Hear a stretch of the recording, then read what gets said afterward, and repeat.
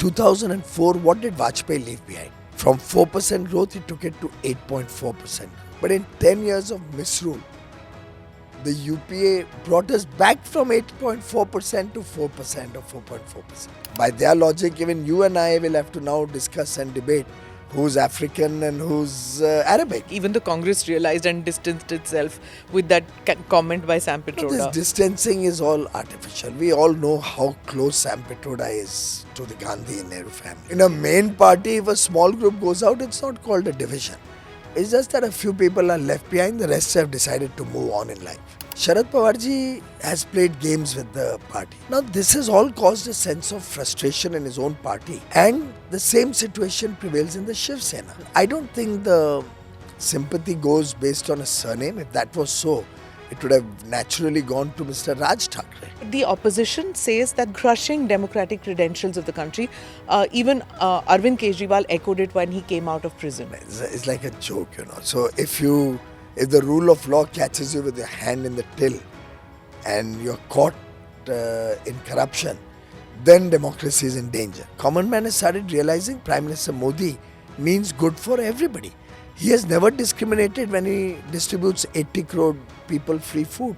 जनता का मूड और जनता का विश्वास मोदी जी के साथ.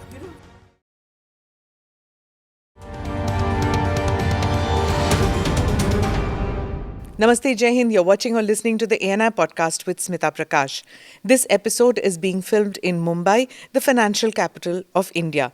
My guest today is Union Minister Piyush Goyal, who's standing for election from the Mumbai North constituency. Though Piyush Goyal oversaw the publicity and advertising of the high-octane 2014 campaign of Narendra Modi and the BJP, Piyush Goyal has been a nominated member of parliament so far. In his 35-year-long political career, Piyush Goyal has held several important positions, including that of National Treasurer, which incidentally was even held by his father. Piyush Goyal has featured in episode 76 of the ANI podcast. Piyushji, thank you so much for being part of the podcast. It seems a little odd watching you asking people to vote for you, because I have always seen you asking people to vote for the person standing next to you, right? This time it seems a little odd. Piyushji, apne liye kyun vote mang rahe hain, for a change. But it's nice to see it. What a privilege, I can't tell you. Enjoying it thoroughly. Grateful to Prime Minister Modi for giving us this opportunity. And all my colleagues and I who fought, when we exchange notes, I tell you there's a new enthusiasm. There's an excitement about going amongst the people. And after so many years now, nearly 40 years of, as you said, rightly said, asking for votes for somebody else, and being campaign managers for so many different people, big and small, including L.K. Advani in 1989. Today, when you are a candidate yourself and you figure out the candidate psychology, you realize, oh my God, at that time when I used to be so rough, I didn't realize what's going through the candidate's mind. Yeah, correct. You were the classical backroom boy, in 2014, 2019, and even before that, as you said, with Advani ji, managing the advertising, managing the media. Now, are you that tough on your guys who are managing it for you? Absolutely not. No, because you know so much more than them. No, not really. It's we do have our review meetings, and I do try to put in an input, but I generally tend to go along the flow, along with the party local leadership, and go along with the local circumstances, because at the end of the day, every seat has its own dynamics. Every local population have their own set of concerns. And therefore, I think it's most important that we allow the local leaders to dominate the decision making. Right. Piyushji, for 10 years now you've been in Delhi, and even before that. So when you came here to fight, did people, even though you were born here and you've lived a large part of your life here, do people say that aap to Delhi wale ho? Actually, that's the only narrative they seem to have in the entire election.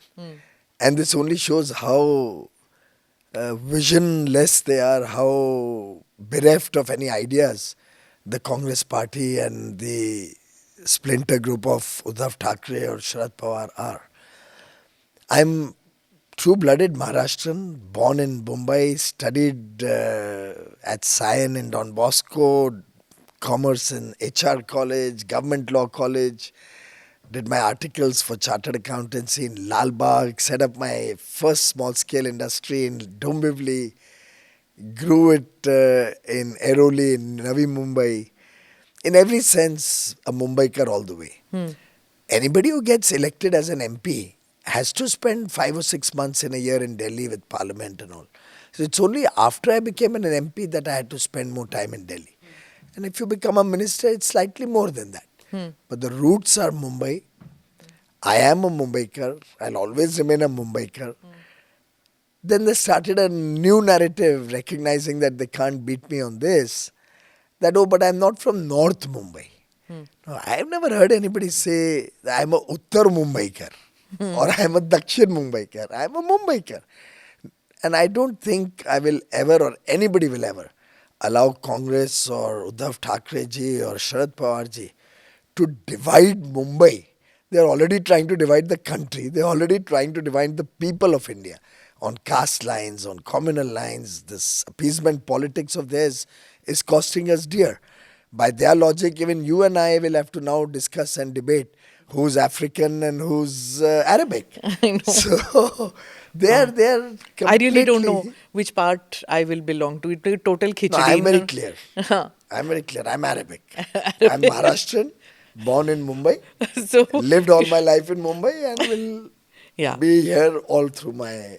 True, true. I mean, it was so bizarre that I think even the Congress realized and distanced itself with that comment by Sam No, this Pitroda. distancing is all artificial. We all know how close Sam Pitroda is to the Gandhi and Nehru family. We all know that he was the person who was instrumental in policy making when Sonia Gandhi ji headed the NAC. We are all very familiar that he is the person who would take along Mr. Rahul Gandhi across the world when he was bad-mouthing India, when he was telling the world how bad we, the people of India, are. So I think he has a lot of influence on the Gandhi family, and probably is one of the reasons why the Gandhi family comes up with such, I would say, anti-India narratives, false narratives, such stories which do not make anybody in India happy about the Gandhi rule. I want to come to Maharashtra politics.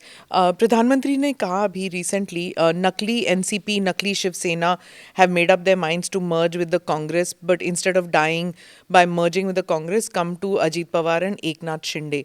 I just want to ask you, ever since he's made this comment, do you see any confusion in the mind of voters कि हम आखिर opposition है कि अगर प्रधानमंत्री जी उनकी तरफ दोस्ती का हाथ बढ़ा रहे हैं उन्हें proposal दे रहे हैं कि आप इस तरफ आ जाओ तो opposition है कौन फिर? Smita ji, I only think he was stating a matter of fact. Bear in mind that when did Sharad Pawar ji make this statement that he will merge his party or smaller parties should merge After with the round Congress, of polling. after Baramati. Correct. He realized that they are losing Baramati. Now, when he realized that they are losing even Baramati, it's become very evident that the NCP in Maharashtra is the Ajit Pawar NCP. He is the natural leader of Rashtravadi Congress in Maharashtra. Sharad Pawar ji has played games with the party.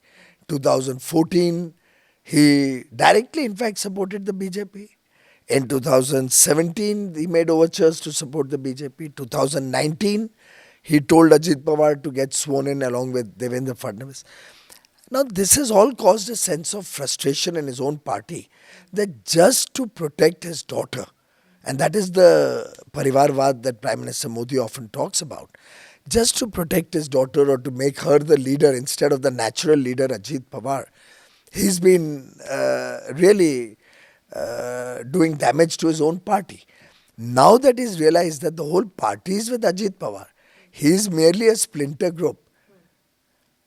And the same situation prevails in the Shiv Sena. The entire Shiv Sena is with Eknath Shinde.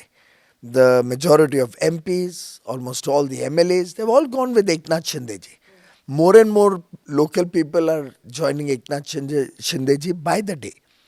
And therefore, with the true Shiv Sena being with Eknath Shinde, It's only a splinter group led by Uddhav Thackeray and his son, whom he's trying to make as his political heir.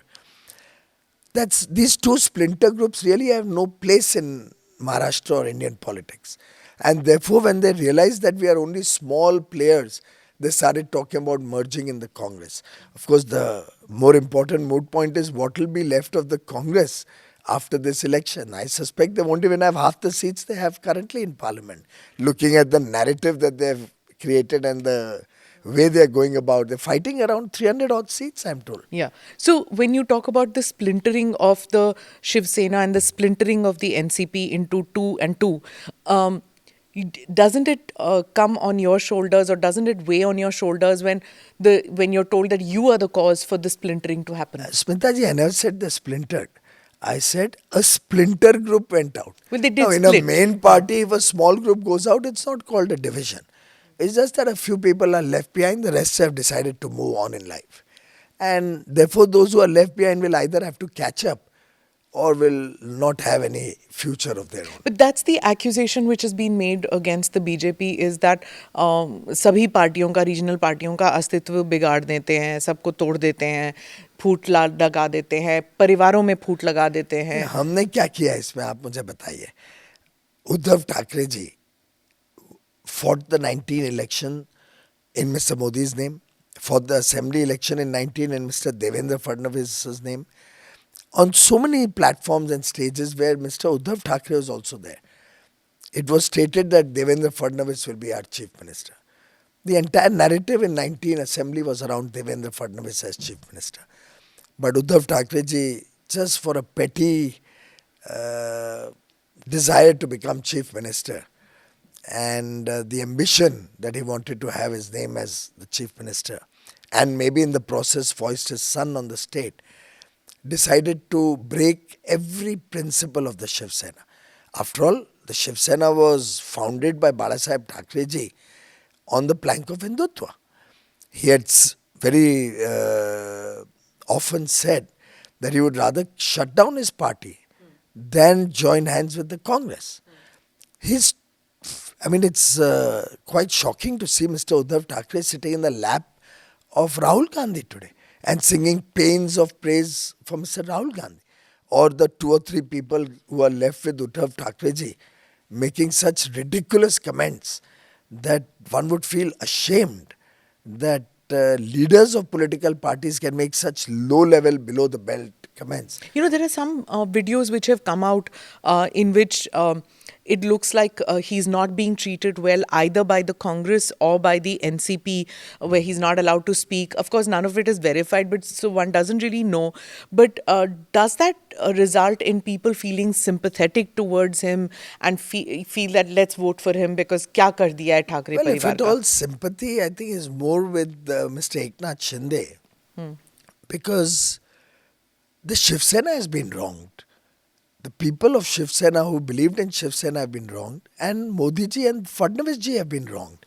After all, who is the person who backstabbed Mr. Modi or Mr. Fadnavis? It's Uddhav Thackeray, who treacherously, just to fulfill an ambition to become chief minister, actually backstabbed the BJP. And the Shiv Senics realized that, and they decided to keep him out and maintain the dignity and identity of the Shiv Sena.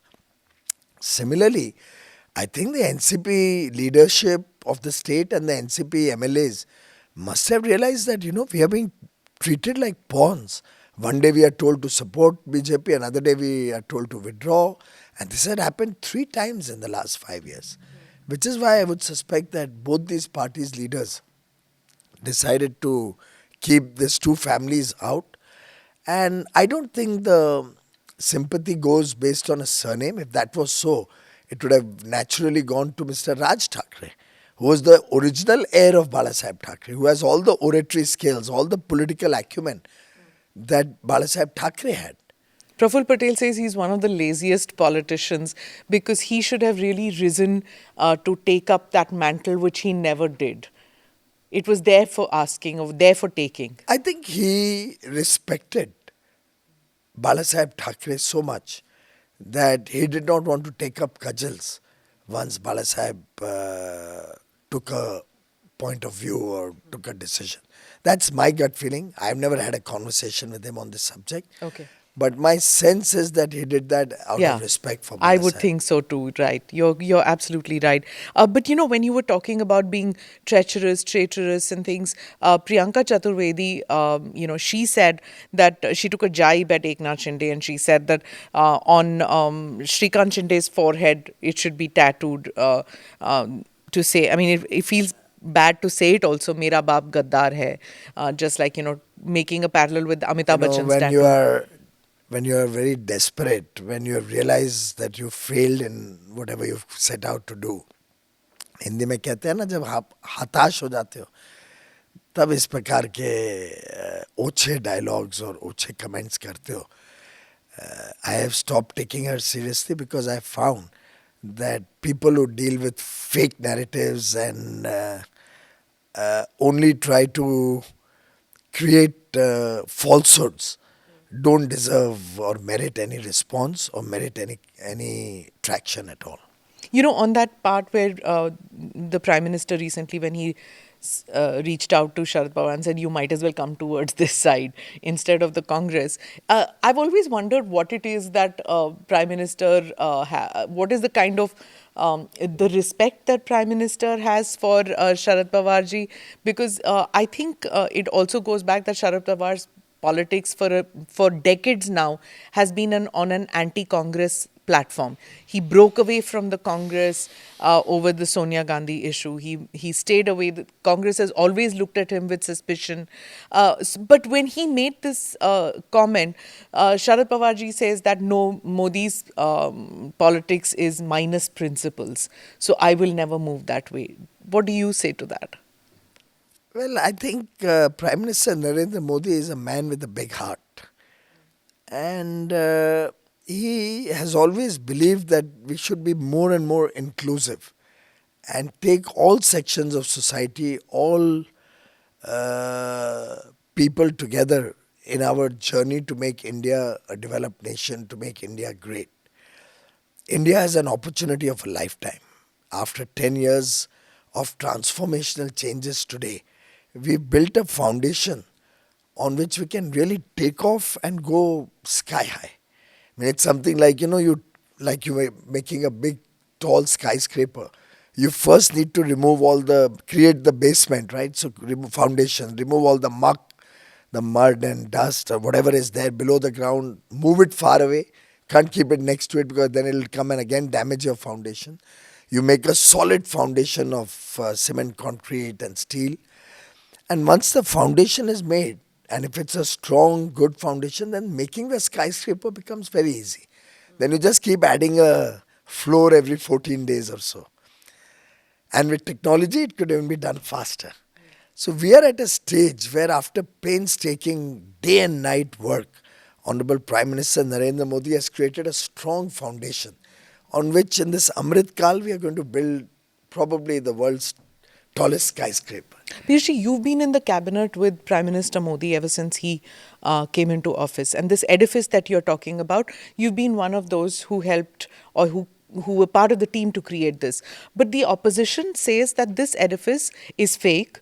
It's built on crushing democratic credentials of the country.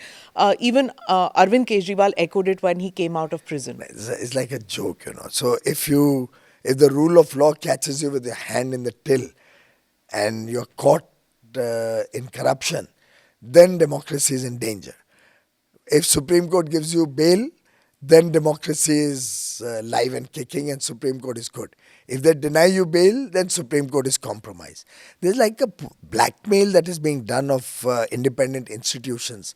And I think all such institutions, regulators, commissions, courts, should be forewarned that they should not fall in this trap of blackmail or this trap of trying to influence judgments by threatening that if you give a judgment against us, we'll create a narrative that you are anti-democratic or you are pro one section or the other.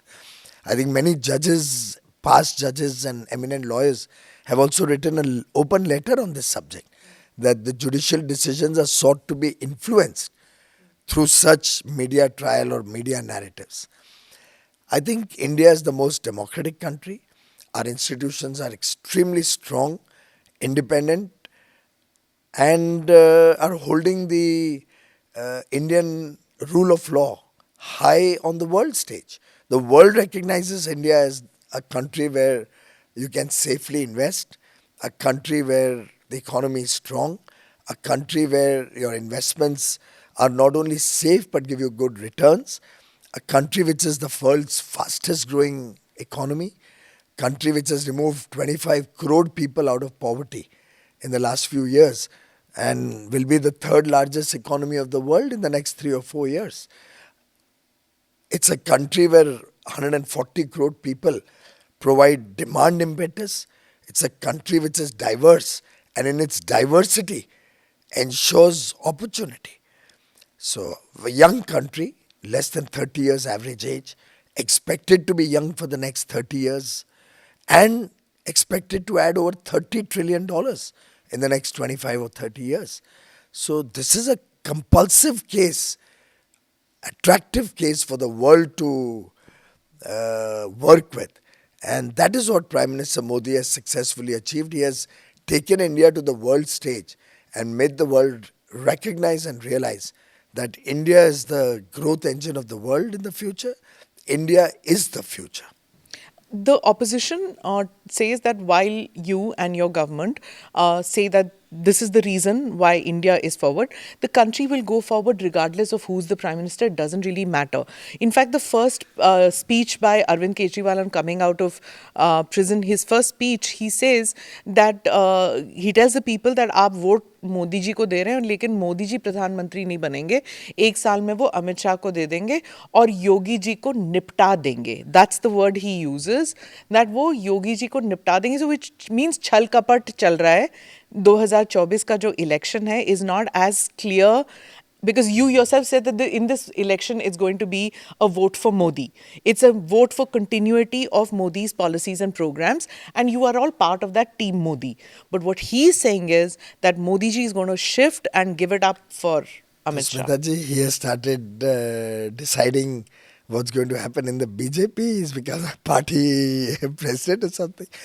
It's quite a ridiculous comment and argument. It only shows that with no other narrative, with no other real policy or program and vision to go to the people with, this so-called Gotch-Potch in India alliance, which fights in one state and tries to patch up or do a seat adjustment in another, is only trying to confuse and create narratives with absolutely no basis. Prime Minister Modi is our leader for many, many years to come. He is going to serve this country in the same way in which in the last 10 years he has taken India to new heights under his astute, honest and decisive leadership. I see India reaching great heights in the years to come. And very clearly, the work that has happened in 10 years is really unparalleled. When you say that any Prime Minister and growth will happen, let me take a couple of minutes to point out to you and your audience what the risks are of allowing a drift in Indian polity. If you recall 98, Mr. Vajpayee inherited a government which was in shambles. When he came into government, our foreign currency reserves were down to $29 billion, one of the lowest ever. We had growth rates as low as 4% or thereabouts. Inflation was super high. Interest rates were super high. I think industry was borrowing at 17-18%. The entire India story was in a shambles. Vajpayee ji in 6 years astutely steered the economy, steered the country, invested heavily on infrastructure, the Golden Quadrilateral and all those projects, invested in rural roads and other initiatives. Despite being a coalition. And despite being a coalition, he never spoke about compulsions of coalition politics. On the contrary, in 99 he even lost his government for one vote. But he didn't compromise on principles. He went back to the People's Court, who then gave him an even bigger majority within the coalition. But in 2004, for a variety of reasons, probably some of which could also have been due to his health not being in the best of shapes. We were 7 seats less than the Congress in 2004. And the UPA cobbled together its majority. And Pramod ji का जो famous भाषण है parliament में, despite being the largest party, you're sitting in the yeah, opposition. but हाँ. that was earlier. Earlier That one, was हाँ, in that's an earlier. Yeah. 1996. But in 2004, we were 7 seats less than the Congress, and they got the first opportunity. They cobbled together a majority. And 10 years we saw the UPA rule. Now, bear in mind, 2004, what did Vajpayee leave behind? Against what he had inherited. From 4% growth, he took it to 8.4% growth. $29 billion forex reserves, he took it to $104 billion. Interest rates, he reduced significantly. Inflation drastically came down in his tenure. So he left behind a nice, robust economy. Mr. Chidam, then finance minister, I don't recall whether Pranab took over or Chidamram. They kept exchanging. Yeah. One was bugging the other phone. The phone tapping. So the then finance minister even acknowledged in 2004 that they have inherited a very robust economy. But in 10 years of misrule, the UPA brought us back from 8.4% to 4% or 4.4%. Brought us back to high interest rates. Brought us back to evergreening of loans and large non-performing assets and evergreen loans. Brought us back to a low forex reserve situation. We had to borrow $30 billion in August 2013 just to shore up the Indian currency artificially. He brought us back to high inflation in every respect, left behind unpaid oil bonds, unpaid food subsidy bills, and made us a fragile five economy, one of the weakest five in the world.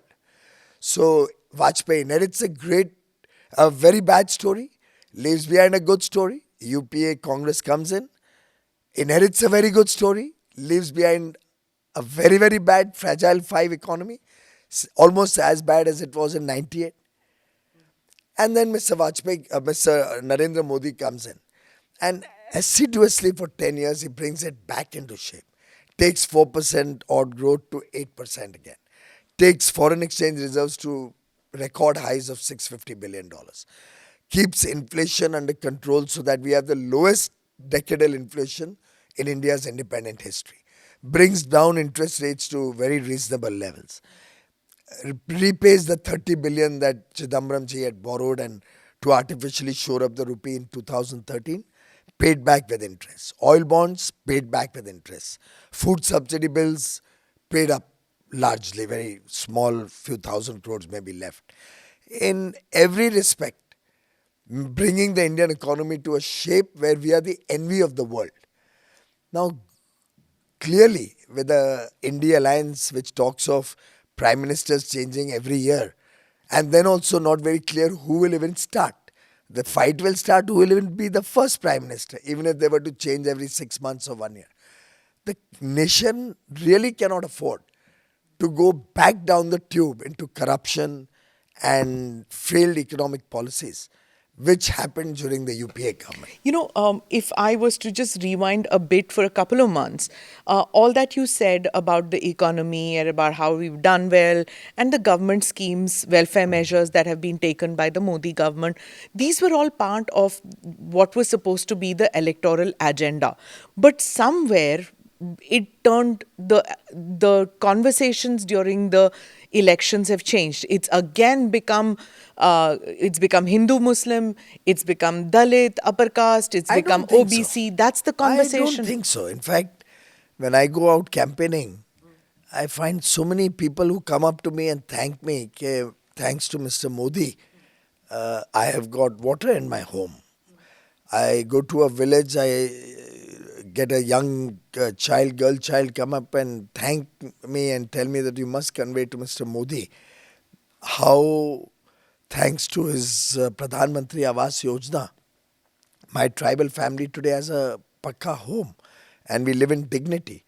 I have people who come up to me and thank me for Pradhan Mantri's maternity initiatives to support women in maternity, and to create funds for the girl child. I think in so many different ways: free food, free healthcare, free housing, water connection, electricity connection, gas connection, quality of education, the new education policy, rural roads going to every village in the country, digital connectivity reaching the remotest corners of India in so many different ways, with infrastructure booming, with infrastructure transforming the landscape of cities and rural areas alike. I think today the common man understands that this is a leader and a government which has touched our lives for the better, who has demonstrated his empathy for the poor, who has shown that working for the poor and marginalized sections of society with action on the ground to remove corruption is something that truly impacts them very deeply. So in your constituency, when you talk to people, they don't come and ask you कि क्या आप संविधान बदलेंगे, क्या आप OBC Kota हटाएंगे? Do they come and ask you I these promise things? you that and I've been campaigning now nearly 2 months since the day my name got Yes. formally nominated.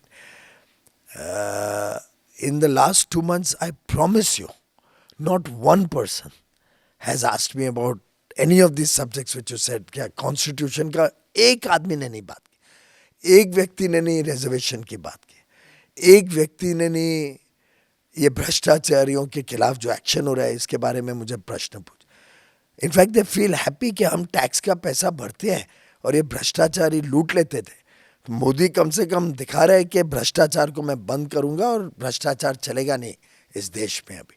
They are actually happy that their hard-earned taxpayer money is being put to good use.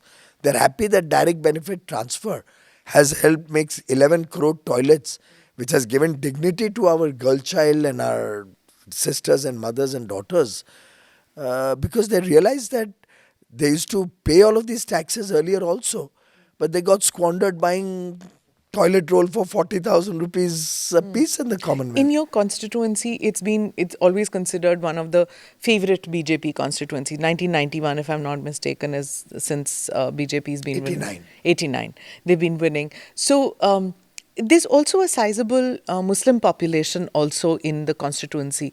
Why do you think that they feel safe and they feel confident that voting the BJP despite all the noise about Muslim khatre mein hai? Because that's a noise that's created as a part of the appeasement politics by certain political parties, more particularly the Congress. And I don't think the common man buys that anymore.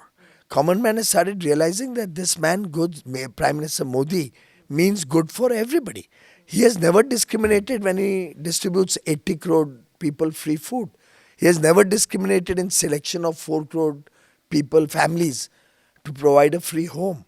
He's never asked anybody the color of their skin, their caste, their creed, their language, their religion, when he enrolls 55 crore people for Ayushman Bharat, or when he guarantees in his Modi ki guarantee Sankalp Patra 2024 that as soon as we come into our third term, one of the first decisions will be to extend Ayushman Bharat, 5 lakh rupees free healthcare to everybody above the age of 70. He never ever discriminates when he ensures that every home will get Nal Se Jal, water from a tap, or every home gets electricity, every home gets LPG connections, every home gets digital connectivity, every village gets rural road connecting them. Prime Minister Modi has never ever discriminated. If you recall earlier governments, the UPA, particularly Manmohan Singh and Sonia Gandhi led government, Congress government, they sent people like Sachar committee to try Ranganath Mishra and Sachar committee, yeah. try and divide society on religious lines. I don't know if you recall Mr. Suresh, Honorable MP, who's brother of DK Shivkumar, Deputy DK Chief Suresh, Minister. yeah. He made that infamous statement that southern states will have to think whether we should be a part of the Indian Union or we need to be separate from the Indian Union. How can anybody make such abhorring statements? How can anybody ever think of turning the clock back on Article 370, which in any case was a temporary provision. And the Congress party is talking about undoing the Ram temple, a matter of a principle for 500 years. Indians have fought, every single Indian holds Prabhu Shri Ram in high esteem. हमारे मर्यादा पुरुषोत्तम है, देश की आस्था है, देश की अस्मिता है. इन्होंने तो राम सेतु को ही क्वेश्चन कर दिया, राम के अस्तित्व को ही क्वेश्चन कर दिया. Nana Patole said that there will be purification of the Ram temple if the Congress alliance comes to power. Well, these leaders of the Congress are below response. They make such contemptuous statements that it's only the people of India in this election who are going to give them a fitting response for this kind of very, very shameful comments. I believe this country today is convinced जो राम को लाए हैं हम उनको ही लाएंगे. और मैं मानता हूँ ये देश का मन बन गया. 400 से अधिक सीटें प्रधानमंत्री मोदी जी की झोली में देंगे. We will strengthen the hands of Prime Minister Narendra Modi so that he can take India to greater heights, make India once again find its rightful place in the Committee of Nations, get back into the golden age, become a superpower. You know, I'm going to come back to Maharashtra politics. This kind of vicious statements which are coming out, even Sanjay Raut had said he'd compared Modi ji to Aurangzeb. This thing of ki Aurangzeb bhi Gujarat mein, and then, you know, it goes on. I don't even want to repeat Actually, it. that person is beyond even doesn't deserve even a response. I think a track record of statements, if they were to be compiled, anybody or everybody will stop even listening or reading to what he says. Probably you need to take a stand on whether you should even be reporting this kind of contemptuous and statements which don't befit the Indian ethos. It's become so fractious, Maharashtra politics. That's why I'm saying it's not ending. It's not getting over. There seems to be turbulence all the time. Tell me, in your constituency when you go, because there are lots of, every election this Marathi Gujarati bit starts off. Is it happening in your constituency this time? Congress has nothing else to do. They have no vision. They have no plans for the future. The short period that Uddhav Thackeray ji ran a government in Maharashtra, are you aware he never went to the Chief Minister's office also? I mean, it's beyond imagination how a government can be run without even going to your office. So I think the time has come. 4th June will demonstrate to the world that Maharashtra politics is not fractious. It's only a small fraction of few leaders who make statements for newspapers and headlines. It helps you get some TRPs in the media or at least show a modicum of contest. But 4th June will conclusively seal their fate. See, you are saying conclusively, Amit Shah ji ने press conference में कहा कि 400 पार, मोदी जी भी कह रहे हैं. आँख के सामने 400 पार दिख रहे हैं मैम. We can count मुझे लग रहा है कि थोड़ा सा nervousness है बीजेपी कैंप में. After the first 2 rounds. मुझे तो लगता नहीं है कोई nervousness है. On the contrary, if at all मैं कोई मीटिंग में कोई विषय आजकल रेज करता हूँ तो मुझे तो सिर्फ ओवर कॉन्फिडेंस की चिंता है. क्योंकि जिस जगह जाओ वहाँ पे लोग ऐसे ऐसे आंकड़े गिनते जाते हैं कि हमको, मतलब मैं तो कल प्रचार यात्रा में जा रहा था तो एक आदमी मेरे से झगड़ा करने लग गया फ्रॉम बिलो. मैं अपने वैन में था, रथ पे था, नीचे से कि साहब 400 पार बंद करो बोलना, 500 पार होगा इस बार. And I was folding my hands to him and just acknowledging, smiling.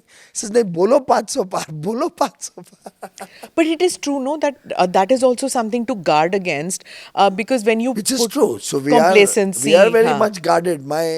This morning, all my meetings were about talking to my people that look, we need to get the voter out, make sure they all cast their vote. These are hot, sunny days. Yeah. And that's in fact the biggest focus. Why didn't people get to vote in the first few rounds? Do you think it was one heat, two complacency in the BJP voter, or disinterest in the Congress voter?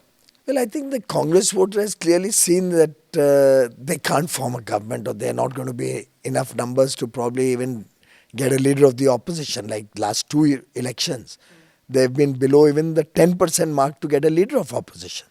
And this time around, looking at the number of seats they are contesting and the pitiable state of their leadership, I suspect that number may also become half of what it was last time. So therefore, I think there was no real anger amongst the people, due to which probably we didn't see very high voting in some areas. My own sense is that if you were to look back in history, pro-incumbency elections generally tend to have lower percentage of voting. When you say pitiable condition, Rahul Gandhi seems to be more energized in this election than any other election in the past. He's picking up one issue in the morning, one issue in the evening, like a bunny rabbit, that energizer bunny rabbit. Like he talks about SAT exams, logon ki chamdiyan alag rang ki hoti hain. Then he's talking about caste. So I don't understand how you're saying that it's a low energy campaign by the leadership of the Congress. Even Kharge ji भी कह रहे हैं कि Modi ji mutton और मंगलसूत्र इस पे कर रहे हैं. They're attacking away the Prime Minister. There are two elements. One is what you say, and one is whether there is somebody to hear. So surely he's saying, and both of these leaders are saying all of this. You can add their sister to it also. Yeah. So they are saying all of this, but you need to be trusted for the people to hear what you are saying. I think the people of India have lost trust in this leadership.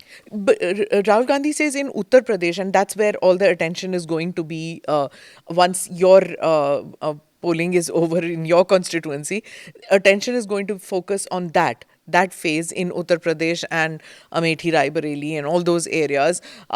So he says that the BJP is going to face a loss like they've never faced in Uttar Pradesh. Smita ji, when you, let's say, go to play a game of chess, do you start by saying कि मैं तो बुरे हाल में हूँ, मुझे तो हारना है, मुझे पता ही नहीं है? भाई हम तो सब हारेंगे ना. Confidence कि नहीं, मैं तो I'm going to win this thing. Chess में तो हम सब हारेंगे क्योंकि वो तो गैरी कैस्परोव हैं. नहीं, but what I mean to say is everybody has the right to claim that we're going to win, and they must. In politics, you don't go into an election and say, yeah, मैं तो हार रहा हूँ. तो जो बच्चे कुछ थोड़े वोट थे वो भी नहीं आएंगे. तो उनको बोलना ही पड़ेगा और बोलना ही चाहिए. ये तो दो लड़के, यूपी के दो लड़कों ने 2 चुनाव पहले भी यही कहा था. अलग अलग कॉम्बिनेशंस ने ट्राई कर लिया, पर जनता का मूड और जनता का विश्वास मोदी जी के साथ. You don't feel that that confidence stems from grassroots level people telling them that there is थकान, ठंडा इलेक्शन because there's थकान की यही आ रहे हैं, चाहे 270 हो, 272 हो या 300 या 400 आएंगे तो यही. तो that kind of a thing that to rejuvenate at that grassroots level. See, the Congress in UP doesn't have a grassroots. I'm sure you by now you must have, through your own explorations of that state, recognized that the Congress has no grassroots left in UP. They use the Samajwadi Party for that. So they have a few leaders, all of whom have been made Rajya Sabha MPs from different states, which also is something which in Maharashtra politics has been taken very badly. I don't know if you're aware, they had one seat in Maharashtra in the last election, and they chose to nominate a person from UP called Imran Pratap Gadi. Yeah. Imran Bhai comes from UP and becomes a Rajya Sabha MP in Maharashtra. And their own Congress leaders like Milind Deora, who have been the most loyal for generations. Yeah. And Milind Deora himself literally was the closest buddy of Rahul. But when again after 10 years, they kind of told him that, sorry, you're not going to contest this Lok Sabha elections. I think he realized that he's just being used as a pawn. And that is the Congress style. What had they done with Himanta Biswa Sarma? Huh. That's what they had done with Jiten Prasad. That's what they did with Jyotiraditya Scindia. That's what Dipender Hooda threatened the Congress. And at that time, Ahmed Patel ji was there, so they backtracked and quickly made him a Rajya Sabha MP to buy peace. So I'm just telling you, it's a party जिसमें नेता भी नहीं है, नेतृत्व भी नहीं है, नियत भी नहीं है, नीति भी नहीं है, दिशाहीन पार्टी है. और महाराष्ट्र के लीडर्स को छोड़ के आप इमरान भाई को लेके आओ महाराष्ट्र में, इससे बड़ा तुष्टीकरण का आपको क्या उदाहरण चाहिए? You know, again, that now that you brought Maharashtra politics, every Maharashtra election, there is talk of the 26/11, the bomb blast, terror incidents. Why does the ghost of these terror incidents always play up when it comes to elections? Like, the BJP has alleged that Iqbal Musa campaigned for Uddhav Thackeray's Sena's candidate Amol Kirtikar. Fadnavis says that MVA is receiving support from Smitaji, I terrorists. am a Mumbaikar. Yeah. And I know what it feels like when you go through repeated terrorist attacks. I know what it feels like when you are a city under siege, not once, but several times over. I know what it was like when, uh, even in the 90s, we saw riots spread across the streets of Mumbai. And for years, whether it was Bhiwandi, whether it is Malegaon, we've been suffering the the fear of riots and the fear of communal tension for decades in Maharashtra. And therefore, we believe that politics of the nature that Sharad Pawar and Congress have held dear to their heart, and now Uddhav Thackeray has gone and sat in their lap and become a part of the Congress ideology of communal politics, appeasement politics, where he justifies even a statement of the Congress president, Vijay Vedativar, that Hemant Karkare, who's a martyr, who gave his life to save Mumbai, and to get the person who killed him hanged, our colleague contestant from Mumbai Ujjwal Nikam. Northwest, Yeah. Ujjwal Nikam, really assiduously pieced together all the facts of the case and the evidence to give justice and have the terrorist hanged.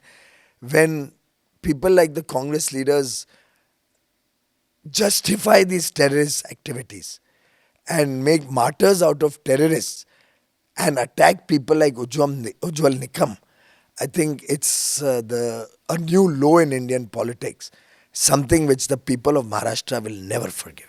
Again, on Maharashtra, one question that comes to my mind is that which comes to the mind of most people in the country. It's this is where it's called Mumbai is the financial capital of the country. It's got the stock exchange. The richest billionaires live here, and yet you have farmer suicides, droughts, such poor management. What is the reason that Maharashtra can't get its act together? Well, I think Maharashtra is a state which has seen significant progress, significant development, and I think the pace at which it is growing, the pace at which we are seeing increasing incomes even amongst the farmers, opportunities, diversification into more high income yielding crops, increased irrigation facilities. I think this is an area which is showing consistent improvement and will continue to improve going forward. Usually, every candidate promises to make his or her constituency the best in the world. Everybody wants to make it the Singapore of India, and I've seen repeatedly that the bigger the candidate, the more depressed and backward that becomes. I mean, I've seen you campaigning in Kendrapada also. You've seen that it was such a VIP constituency. You've seen what Rai Bareli was. What are these big ticket constituencies, and they are so backward? What are you promising your constituency? Well, I am in that sense quite fortunate that we have a very strong leadership in that constituency. My senior colleague and former and sitting MP Gopal Shetty ji, my colleague MLAs, we have 7 MLAs in that constituency, 4 from BJP, 1 from Shiv Sena, 5 out of 6 assembly are held by us. We have 2 MLCs, so really 7 MLA and MLCs. I have most of the corporators in the area are of the BJP Sena. So we have a very strong setup there and very, very strong partnership amongst the Mahayuti partners. So I do not think that my area, North Mumbai, will go through that kind of a pang. We have some visionary ideas for the constituency. We are working hard. We have in fact already started on several initiatives even before I filed my nomination form, including, you'll be happy to know, an area of right from Palghar until Andheri, which has about 60 lakh people, doesn't have a high-class modern super speciality hospital as yet. So I got a charitable foundation to commit to make 1,000-bedded hospital, and they've started work on a 400-bed hospital, but which was to be over in about 4.5 years. They've promised to finish it in 2.5 years, speed it up, and then expand it fourfold from 4 lakh square feet to 16 lakh square feet, and make it 1,000-bed multi-speciality, the best and biggest private sector hospital in Mumbai, which will transform a big chunk of the problem that area has. So similarly, I have many other plans for that area. There's huge tourism potential there.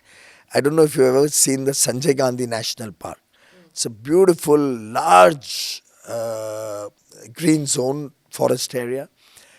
We have caves over there, Mandapaleshwar caves, Kaneri caves. So we can develop them into very good, beautiful tourism places. We have beaches, Manori, Mud, Gorai, which can also become excellent tourism opportunities for increasing the income of local residents and families. So there's a lot we can do, and I stand committed to making a lot of difference to that constituency. You spoke about the Mahayuti. Raj Thackeray just said that there are fatwas which have been issued from mosque to say that that Muslims should not vote for this the Yuti, and so he said that I am requesting you, wherever you see the NCP Pawar, or you see the Shiv Sena Shinde, or you see the BJP uspe button dabaye. It's really become fatwa versus fatwa now. Well, Raj Thackeray ji is not a religious leader.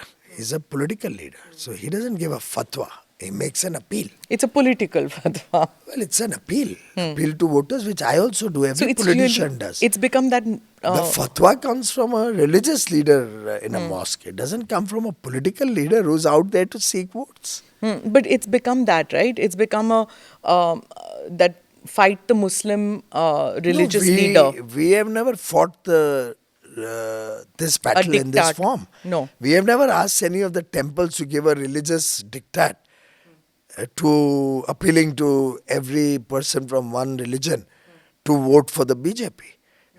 We believe in an inclusive society, and Prime Minister Modi is very clear, sabka saath, sabka vikas. We believe in taking along everybody.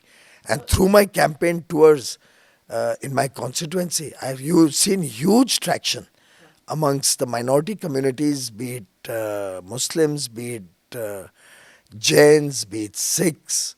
All have been giving tremendous response and love and affection for Prime Minister Modi.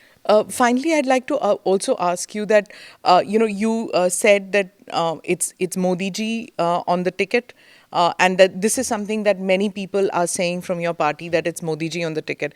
What happens to the other parties? Like, is this on the Shiv Sena ticket? Is it Shinde ji's face on the NCP ticket? Modi.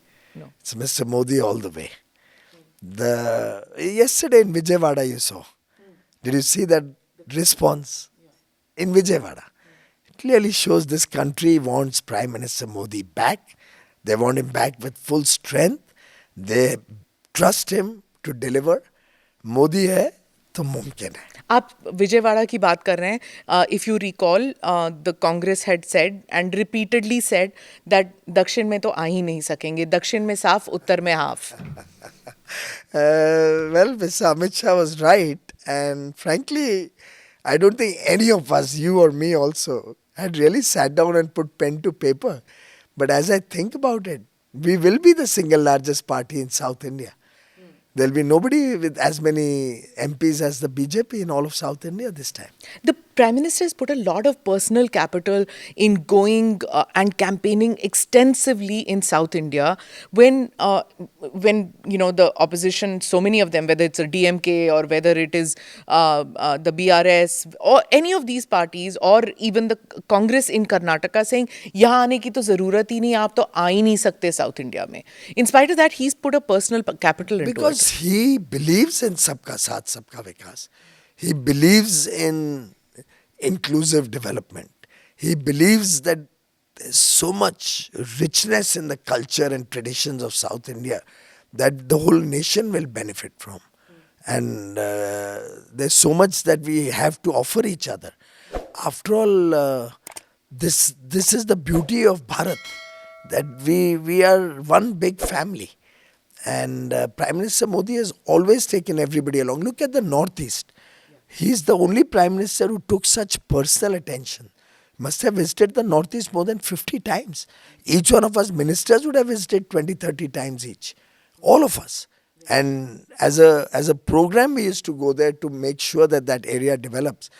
And today, the entire Northeast will be completely with Prime Minister Modi. They've never seen this kind of development in their history. You've fought, even though this is your first election, you've fought several elections in the past, organizing everything. There's one thing which I've noticed this election, which I don't know whether it is new, but tell me, maybe I didn't notice it earlier, that पहले क्या होता था कि election करने के बाद candidate would go for a massage, would watch the movie and relax or go abroad for chutti. But I've noticed with your all of you that after your round of polling Next is over, day we are on the job. Yeah. But by the way, we are on the job even now. So we have our ministerial duties to do. So in the car, I was clearing my files. But you'll be campaigning for as others? As soon as this election gets over, I'll wait for orders, marching orders, where I have to go and work for the next 10 days. For example, Bhupendra Yadav had just barely returned to home after his campaign, and he's taken charge of Odisha. So, well, we all are Karyakartas first.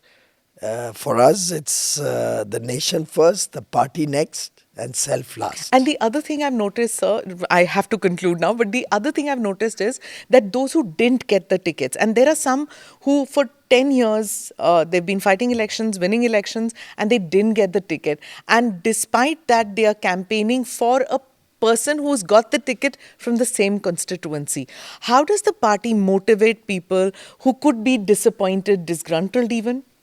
That's because none of us in the BJP has come in with the intention or with the desire or with the expectation of what we are going to get. We are groomed right from our early days to see what we can contribute, what we can give back to the nation. And that is the strength of an ideology-based, cadre-based and principled political party rather than a family-run private limited company, which the Congress, Mr. Uddhav, Thackeray or Sharad Pawar represent. Who are the new candidates from your party who you've been watching carefully? I mean, media-wise, I think Annamalai and Madhvi Lata have really captured the imagination. Who are you looking at? We have a lot of new candidates across the country. You're forgetting Basuri Swaraj fighting for the first time from New Delhi. Praveen Khandelwal fighting from Chandni Chowk.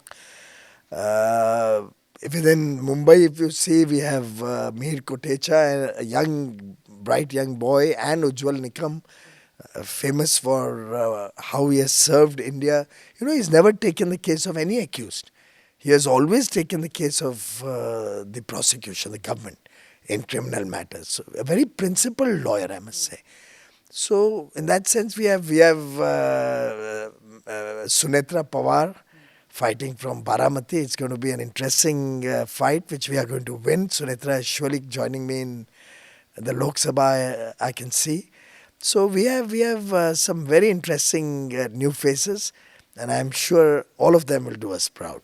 On that note, thank you so much, sir, for spending time when the campaigning has reached peak, but you found time and you've come on the podcast. Very grateful. Thank you so much. Thank you very much. All the best.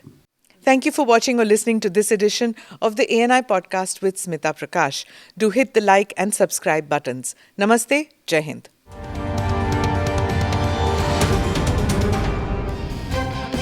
Click here to watch the previous episodes.